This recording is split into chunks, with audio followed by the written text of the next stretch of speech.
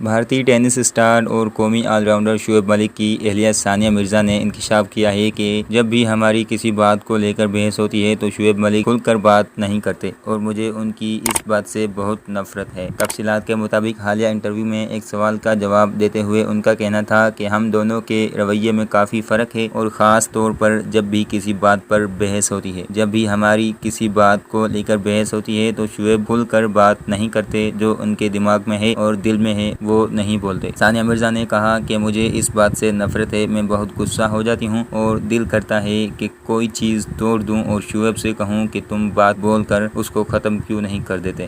جھگڑے کے وقت میں ان سے کہتی ہوں کہ تم کچھ بولو تو صحیح اور وہ اپنے فون میں لگ جاتا ہے۔ میں بولتی رہتی ہوں لیکن شعیب پر کوئی اثر نہیں ہوتا۔ انہوں نے کہا کہ میں بہت جلد پریشان ہو جاتی ہوں اور مجھ میں انتظار اور صبر بالکل نہیں ہے۔ میری یہی عادت شعیب کو بالکل پسند نہیں ہے۔